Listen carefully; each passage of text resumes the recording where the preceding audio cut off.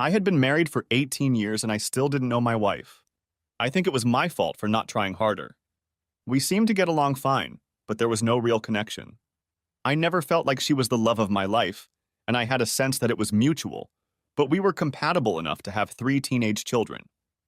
I worked in the claims department of a large auto insurance company. It was an office job with good benefits. I was due to be eligible for retirement in 3 years. We owned our own home, but the mortgage was more than the current appraised value. Noreen was a good spouse in all the usual ways. Since she had 3 children, she was a housewife. The house was always clean, the clothes washed and ironed, and the food cooked perfectly. All the housework must have been good exercise because she still had the same fine figure she had when we met in high school. Neither of us had any interest in college. We were married a year after I started working for National Consolidated Insurance Company. Noreen wanted to get away from his parents and be on his own. I wanted regular sex. Since we were comfortable with each other, it seemed like a good match. Unfortunately, there was no crazy, passionate fairy tale romance. The sex had always been good. So far, I didn't feel there were any problems between us, especially in that area. I guess I was wrong. It started at one of those awful corporate parties. I didn't dance, but Noreen did. I had no problem allowing her complete freedom as long as she didn't get in my way. I spent the evening sitting with several other non-dancing spouses. The single guys kept the wives and unmarried girls bored on the dance floor most of the night. The only problem was that she danced with Dirk Franklin more times than I thought she should. He was a good dancer, but also a player with a big mouth. Several times during the night I lost sight of Noreen for a few moments, but she always reappeared. That night wasn't really fun for me, but it was a sacrifice I made so my wife could kick up her heels a little. The most enjoyable part was the sex when we got home. A little drinking made a big difference in her behavior in the bedroom. It made the time spent at the gathering more bearable. That night was especially good. Off to work Monday morning to wash it all off. Everything was fine for the first few hours, but then I started to notice a few guys looking in my direction and some giggling. I paid a little more attention to them and found Dirk chatting freely about his recent conquest. Twice he looked in my direction and smiled, or should I say smirked. Dirk and I aren't that close. I don't like the guy and I didn't appreciate what he was doing. Just before lunch, I managed to corner one of my most trusted coworkers in the copy room. "Barry, what the hell is going on with Dirk? If that son of a bitch smirks at me one more time, I'm going to nail him." "I'm not sure if it's true or not, John, but he's bragging to everyone that he slept with Noreen on Saturday night." "That's nonsense. There's no way Noreen would let him near her." "That's what I thought, but he has a pair of panties that he claims belong to her. He shows them to all the guys and even lets them smell them. How could he get her panties? It doesn't make sense. John, he claims she gave them to him after he did it in one of the hotel conference rooms." "Did you see them?" "Yes. They were silk. Gray or silver in color." "Thanks, Barry. Don't say anything to anyone. I owe you one." If Barry had said the panties were red or black, I would have just laughed at that. But I was there when Noreen got dressed for the party. She wore her favorite silver silk lingerie set. The bra and panties I gave her for Valentine's Day this year. About 20 minutes later, I spotted Dirk heading toward the men's room. He'd had a lot of coffee this morning. I followed right behind him. I didn't like the playground talk. There was no way I was going to confront Dirk, ask him, or beg him to stop spreading lies about my wife. For one reason, I wasn't sure it was a lie anymore. If I confronted him, it would probably make him wary. And I didn't want that. The easiest way to solve this problem would have been to smash his head into the tiled wall in front of the urinal. Since I was a gentleman, I waited until he was done, and then smashed my fist into his nose as soon as he turned around. Something crunched, and I stained my shirt with blood. That made me angry, so I punched him again as he bent over, holding his nose. Dirk was a big guy, but he didn't offer any resistance or try to defend himself or fight back. I found a pair of silk panties in his pocket and kicked him twice hard in the crotch area. As I left the toilet, I noticed that he was vomiting. I left for an early lunch, and when I returned, I learned that my employment with National Consolidated Insurance had been terminated. Dirk had been taken to the hospital. It took them less than 20 minutes to finalize the paperwork, and I was past it. Today was grocery day. I was sitting at the kitchen table when Noreen pulled into the garage. I looked up when she walked into the kitchen with several bags of groceries. Hey, sweetie. What are you doing home in the middle of the day? Are you sick or something? I didn't answer as she set the plastic bags on the countertop. Do you want to help me get the rest of my stuff in? I still didn't say anything, and she left for the garage. She came back with 6 more bags but didn't say anything, setting them on the edge of the table. Something's wrong, John. I can tell. Why are you home? She started to empty her bags as she spoke. I was fired. That doesn't make sense. Why did they fire you? I was sitting there trying to figure out how to start a conversation. I'm not good at this. In the end, I just threw her panties across the table. Oh, God, no! Noreen sat up as soon as she saw them and pressed both hands to her head. No! No! No! No! This can't be happening. I saw my wife start to cry. Not whimpering or howling, but something in between. They're covered in dried semen. Can you explain that to me? After my question, the intensity of the crying seemed to increase. She put her head down on the table, and all I could hear was her quietly muttering over and over again, No! No! No! No! I waited patiently for almost a minute. My wife made an attempt to wipe the tears from her face, then looked at me. I'm sorry, John. I'm really sorry. It was a mistake. I had too much to drink and I made a mistake. Bullshit. You weren't that drunk. You knew exactly what you were doing, didn't you? No, John. You have to believe me. It was a mistake, a bad mistake. There's nothing between me and Dirk. Honestly, I'm really, really sorry. If it was a mistake, why didn't you tell me about it when it happened? I didn't want you to find out. I didn't want to hurt you. If you didn't want me to find out, why did you have to do it with the biggest talker in the whole company? He promised not to say anything to anyone. God, you're so stupid. This morning he was letting every guy in the building smell your panties. Why were you stupid enough to let him take them? I didn't let him take them. I gave them to him to throw away. I used them to wipe myself and I couldn't put them back on. What were you wiping yourself with, Noreen? Why did you use a pair of $30 panties to wipe yourself? John, I'm so sorry. This shouldn't have happened. You mean that I was never supposed to find out about it, or that you were never supposed to do it? Both? God damn it. I messed up, John. What do you want me to say? What were you wiping, Noreen? You never answered me. He didn't have a condom. He come inside me. I had to wipe myself, and panties were the only thing I had on hand. That's just great. How am I supposed to react to that? Do you really expect me to say I forgive you? No. How about a reason? Can you give me a reason why you did it, and don't give me any bullshit about you being drunk? I don't believe that for a minute. No. I wasn't that drunk. Dirk and I had a good time all evening. He's a good dancer and a lot of fun. He knows just the right thing to say to a girl, something that makes you feel good. So you two just wandered into one of the empty conference rooms and made mad, passionate love? No. It wasn't like that. How'd it go? Don't make me do this, John. Don't make me talk about it. Did you give him a blowjob? Hell no. No, I didn't have time to realize anything. It was over quickly, just like that. It took me longer to clean myself up. That's what you got me for, isn't it? What do you mean? You know exactly what I mean. What was the first thing you did when we got home? Tell me, Noreen. What did you make me do when we got to the bedroom? No, John.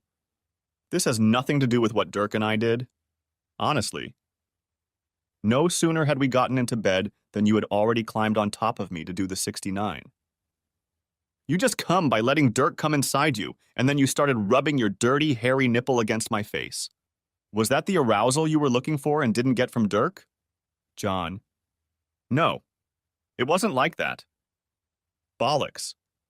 You had a screaming orgasm while I licked someone else's seed off your bed. That must have really turned you on.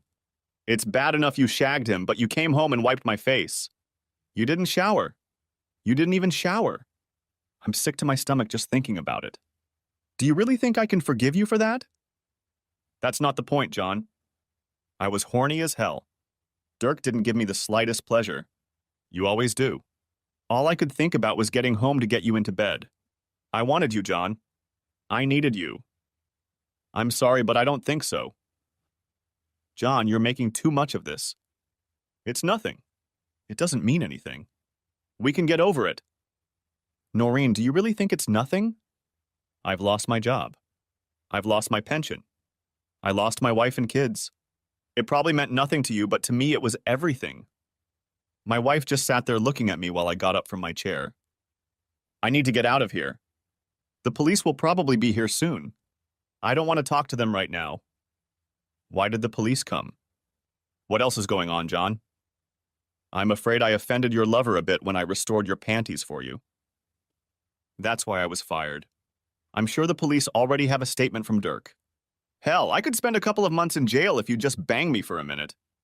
Thanks a lot, honey. Where are you going? What should I do? I don't know where I'll be. I loaded all my stuff into the car while you went shopping. I'll call you later. She looked like she was about to turn the waterworks back on. I turned around before heading out the door. I leave it up to you to explain to the children what happened. If you lie or distort the truth, I can guarantee you will regret it. I had enough money in my bank accounts to last at least 6 months. Before I left town, I paid off all the credit cards and canceled them. She could spend the money however she wanted, but I didn't want the plastic to be pushed to the limit. I was sure she would take care of the kids. In a couple weeks, they would be out of school for the summer. I didn't know if that would make Noreen's life easier or harder. I had no idea what I would do when the money ran out. I wasn't even sure if I'd be able to get unemployment benefits since I'd been laid off for cause. The first night I stayed with my brother in Schuylkill Haven. He had a small job taking care of trees and was willing to house me for a while until I found something permanent. The next day, I moved into a small, furnished one-bedroom apartment that included utilities. It even had cable TV hooked up. My phone had been turned off since I left the house. I didn't feel like answering the phone, but I knew I would have to talk to the kids sooner or later. Working for Robbie was easy, but not very enjoyable. The other 3 guys knew how to climb trees, as well as operate a cherry pick and stump grinder. My job was to act as a loader for them.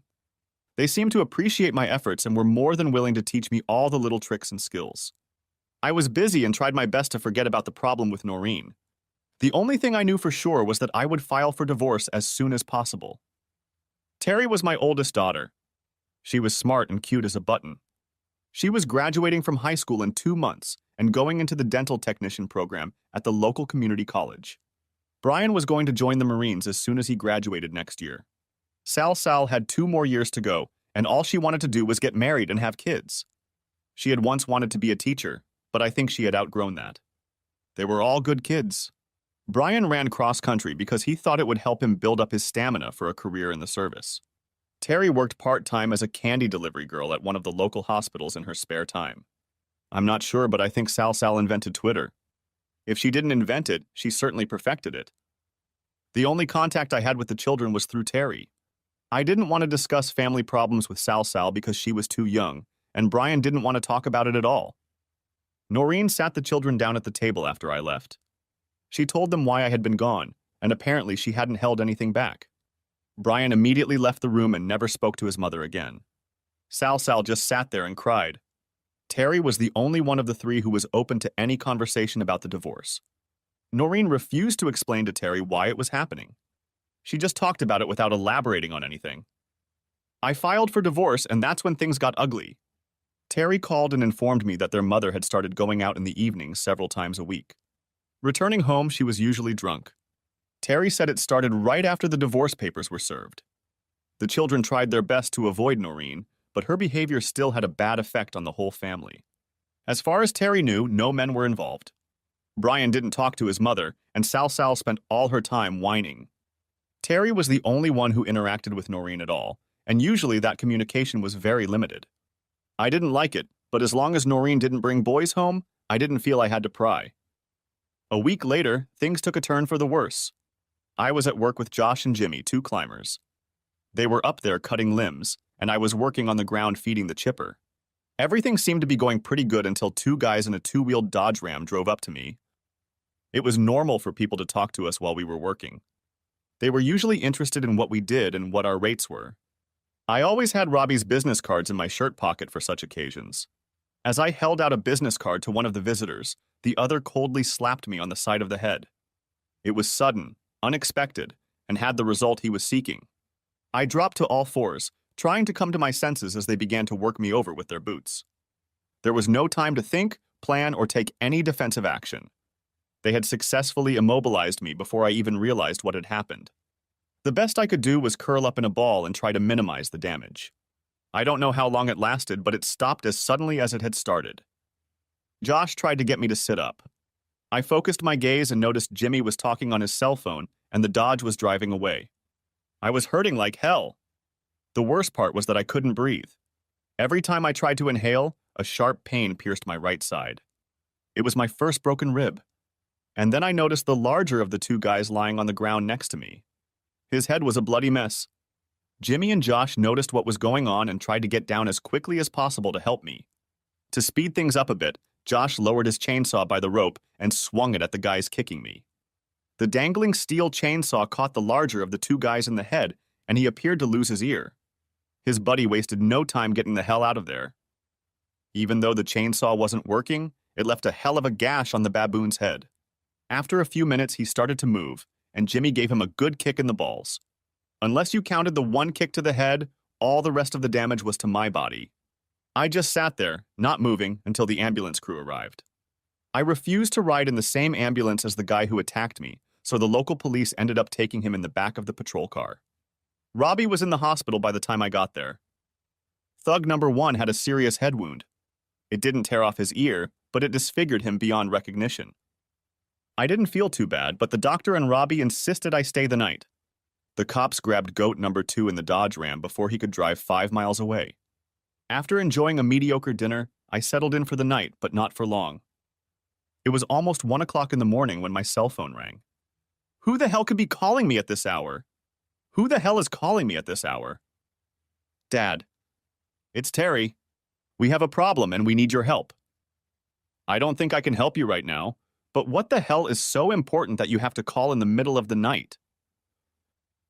Mom's in jail and someone has to bail her out. What's she in jail for? She crashed her car and was charged with DUI.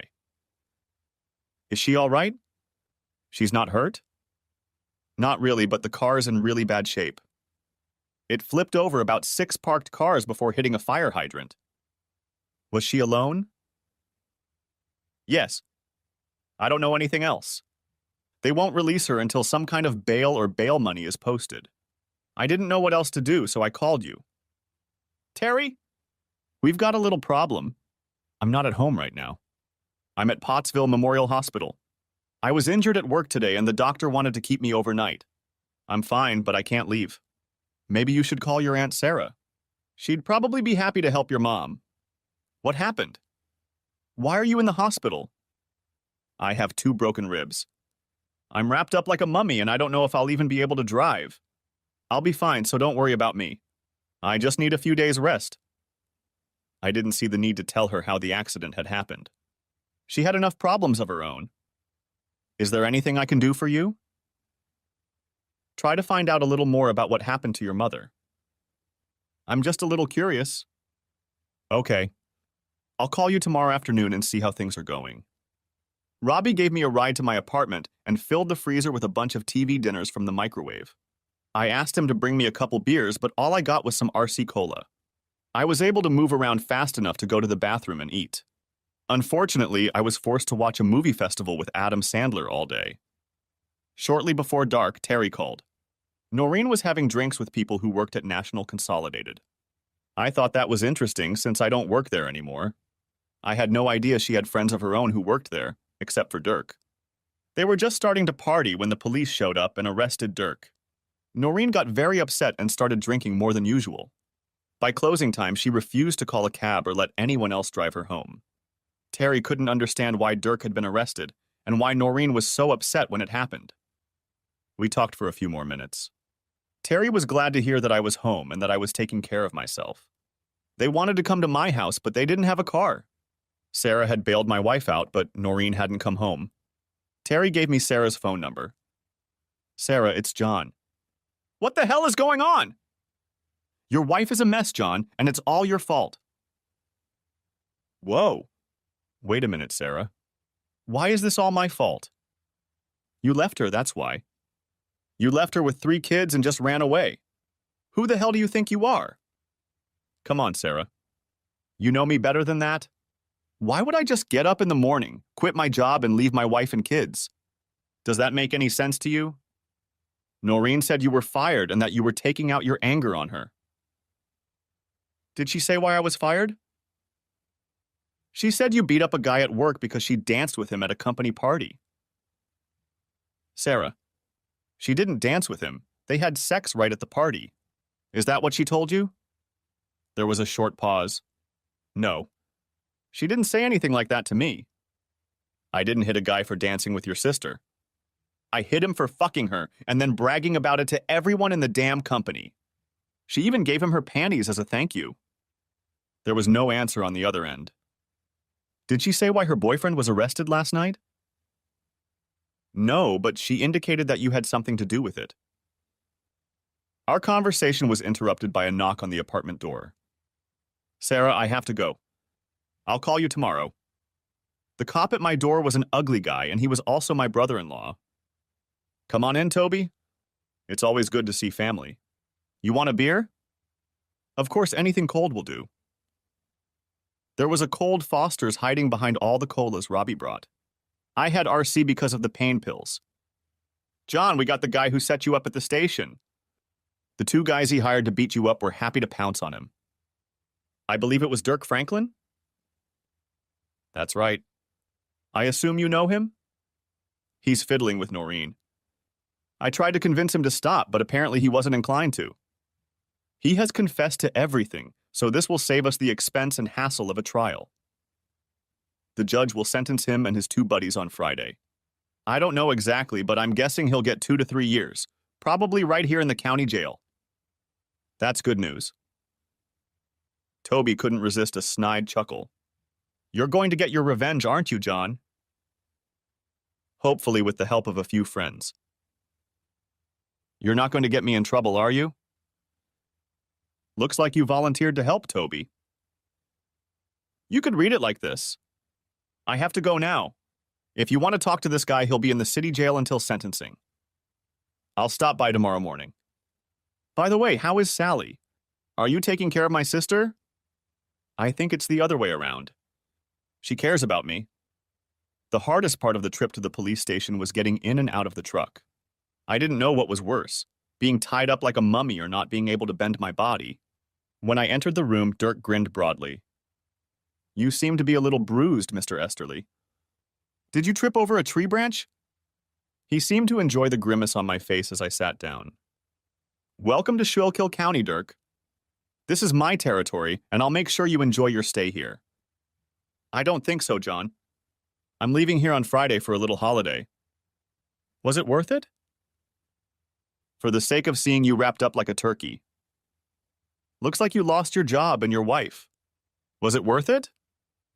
I don't understand the question. I've never done anything to you that you didn't deserve. You should have just left it at that. I was better than that, and I still am. I think my wife thought so too. Well, she's all yours now. I hope you like her. Oh, absolutely. By the way, I've enjoyed it 3 times since you've been away. One time it was in your bed at home while the kids were at school. You really pissed her off when you handed her the divorce papers. That son of a bitch was doing everything he could to make my situation worse. If the judge had decided he was serving time in state prison, it would have been harder for me to pay him back.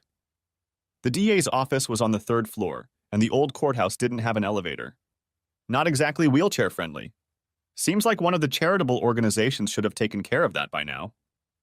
John Esterly. I heard you were back in town. Elizabeth Vargas graduated at the head of our class.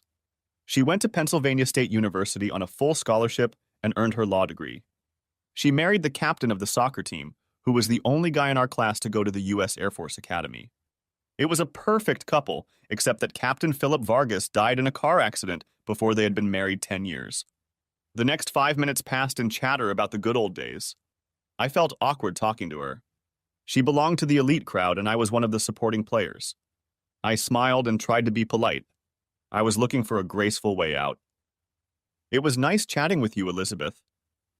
I'm recently back in town and heard you were working here and just wanted to say hello.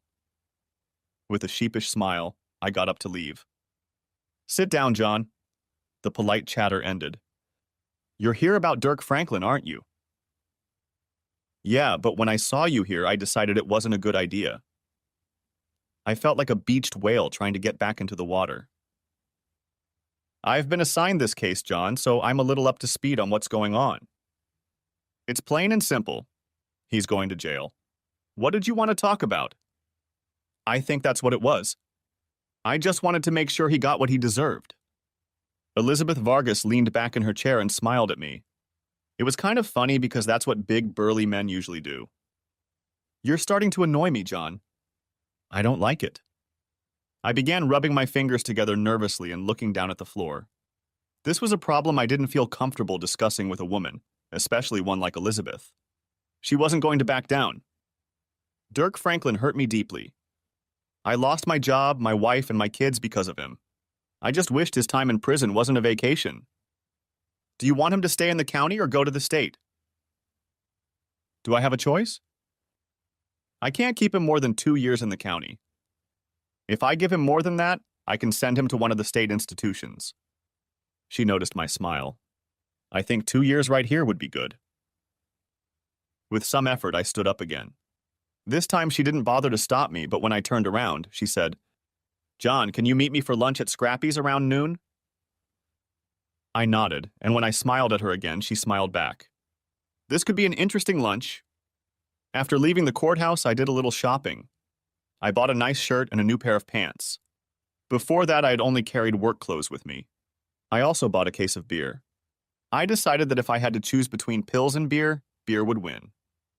I wasn't sure if the lunch would be business or pleasure. It was the latter. Elizabeth returned home after Philip's murder. Apparently, she was receiving some kind of government compensation, but still had to work. She had a 16-year-old son, Philip Jr., whom she called Two. After he was born, they decided they didn't want to call him either Junior or Philip and settled on the name Two. It was hard to elicit a lot of personal information from her without seeming intrusive, so I just let her tell me what she wanted me to know. I didn't say anything at all about my situation because I was afraid of appearing weak. My self-esteem was somewhat low at the time, so I felt a strong need for protection. Before Elizabeth left for work, she told me not to worry about the impending sentencing. The smile on my face quickly disappeared when I got home. My 3 children were sitting on the porch with their suitcases and bags. What the hell are you doing here? No one wanted to answer me. How did you know where I live? Brian decided to melt the ice. Uncle Robbie gave us the address. I don't see a car. How did you get here? Aunt Sarah brought us, but she couldn't stay. Brian stood up as I approached the porch. Get the case of beer out of the car, will you? It hurts me to lift it. Terry helped me into the house. It wasn't necessary, but I understood why it seemed like I needed help. Brian put the beer in the kitchen, and Sal brought everyone a cold RC. I didn't know how long they had been there before I returned. And just why did Aunt Sarah bring you here? She said it was the best thing to do under the circumstances. Brian was still talking. He was answering my questions, but I still didn't learn anything. I took a big sip of soda and wished I'd bought a cold beer instead of a warm one. What circumstances? Brian didn't want to answer. The 3 of them sat there looking at each other. Finally, Terry spoke up. A couple days ago, Sal came home early from school and saw Mom having sex with some guy in your bedroom. Great. Just magnificent. Did she know who this guy was? Sal sat right there. I could have asked her directly, but somehow that didn't feel right. She didn't know his name, but she said it was a guy you worked with. I looked at my youngest daughter. What did you do, hon? I watched for a couple minutes. I've seen people having sex online before. But it's different when your mother is with a man you don't know. It was disgusting. I left and went back to school. Did your mom know you were there? I don't think so. She had her eyes closed most of the time. In anger, I threw the empty soda can across the room. It bounced like a child's toy. Have you kids had lunch? No. Terry, how about you order us a couple pizzas? While the kids were putting their stuff away, I called a lawyer and asked him to redo the divorce papers so I could get full custody. The chances were slim, but I decided to go for it. After that, I called Sarah. She no longer communicated with her sister or supported her in any way.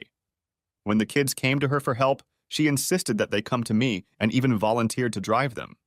It was nice to have an ally of sorts. Sarah had already told Noreen where the children were and why. The pizza turned out to be an early dinner. We talked about other things for a bit, and then they all left me alone, heading to bed.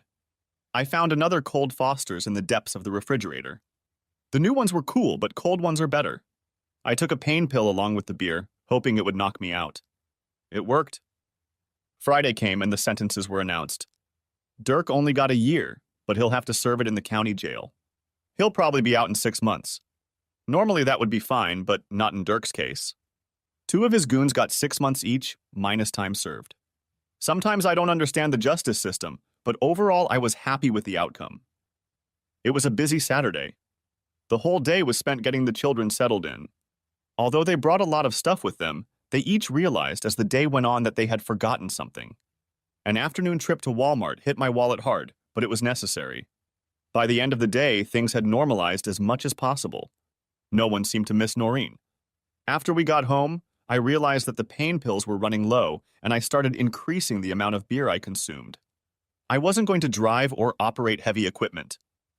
The next morning, I was trying to kick the cobwebs out of my head when I heard Toby talking to the kids. I pulled on my jeans but took 2 aspirin instead of a pain pill. Eventually, I had to wean myself off of it. My arrival in the kitchen was met with a fair amount of abuse. The family had little sympathy for my suffering. They all agreed that I drank beer because I wanted to, not because I had to. Of course, they were right. Terry poured me a hot cup of coffee as I sat down at the table, and then all 3 kids left as if they knew Toby and I needed to talk. We have a bit of a problem, John. I was just getting used to the fact that everything was settled, and Toby had already decided to hit me with something new. I tried to take a sip of the black coffee, but it was too hot. With a sigh, I set the mug on the table. Okay, Toby. Ask me a question. What is the new dilemma? Saturday morning, guards found Dirk Franklin in the prison laundry room. Someone had beat the crap out of him. In addition to a smashed face, he had several broken ribs and other internal injuries we couldn't diagnose. That doesn't happen to us very often. Wow. It didn't take him long to piss off his new friends. We don't think it was anyone new. Toby noticed my smile as I took another sip of my morning brew. It was still hot, but it was better. Looks like someone blabbed that Dirk set up his mercenary to get a reprieve from punishment. Even though his goons got a lesser sentence than he did, they weren't too happy about the news. We don't have any evidence that they did it, and frankly, we're not very interested in pursuing the case. I stood up and filled Toby's cup. He noticed I was still smiling. That's the good part, John. The coffee was perfect, but the smirk was gone from my face. They were supposed to take Dirk to a hospital in Allentown. There was a guard watching him, but last night Dirk disappeared somewhere. No one knows when or how. The staff didn't think he could get away on his own, but it looks like they were wrong. I never finished my coffee. I just got up and poured it down the sink. Toby sat in silence, and I stood staring out the kitchen window. I couldn't see anything out the window, just the brick wall of the neighboring house. It didn't matter what I was looking at. I never felt threatened by Dirk, but the thought of him being out there annoyed me. After a few moments, I heard my brother-in-law rise from his chair. John, I'll keep you posted on what's going on. If I find out anything, I'll let you know. I was still staring at the brick wall when I heard the back door close. Daddy, do you want me to make you some scrambled eggs? That would be great, Terry. Let me take a quick shower first. After lunch, I called Sarah. She hadn't heard from Noreen and didn't know where she might be. I didn't know if that was good news or bad news. Things were starting to get back to normal. My injuries were healing nicely. I got a job with a small company in Tamaqua that was easy to get to. The kids had no trouble settling in. We spent more time with Elizabeth and her son. Dwight and Brian seemed to find common ground, and I think I saw Terry looking out for him a few times. Although I spent most of my time with Elizabeth at outdoor parties and with our families, we also started having a few special dinner dates and going to the movies occasionally. Every 2 weeks, I asked Toby to deliver a couple boxes of cigarettes to the guys who were beating me up. There was never any talk between us, but there was an understanding. Toby said they seemed to understand what the hell I was doing. If it worked out like I hoped, it would cost money. Cigarettes aren't cheap anymore. Sarah and I haven't heard from Noreen. Is she back with Dirk or somewhere else? And then one day, my two opponents were unceremoniously released from their confinement and promptly disappeared. 3 months later, I received notice that my divorce was final and that I was getting custody of Brian and Sal. Terry was no longer considered a minor. She was attending dental school and reading. Elizabeth and I started spending more time together. While all this was going on, I couldn't shake the thought that Dirk Franklin was lurking somewhere nearby. Was he still harboring some sort of grudge, or had he already retired? I could never be sure, and it bothered me constantly. I got a job with a small independent auto insurance company in Pottsville. 6 months later, Elizabeth and I were quietly married. The only condition of our marriage was that she keep her old name, Vargas. She had several reasons for doing so, and I could not blame her. Elizabeth learned that Noreen worked and lived at the Salvation Army in downtown Philadelphia. Although we never saw her again, she began sending greeting cards to the children. Then I started getting postcards. They came at strange times: Flag Day, Veterans Day, Arbor Day. They always said the same thing: "Thinking of you, DF." Of course, I showed them to Elizabeth, but we never figured out what to do with them. They were coming from all sorts of places on the East Coast.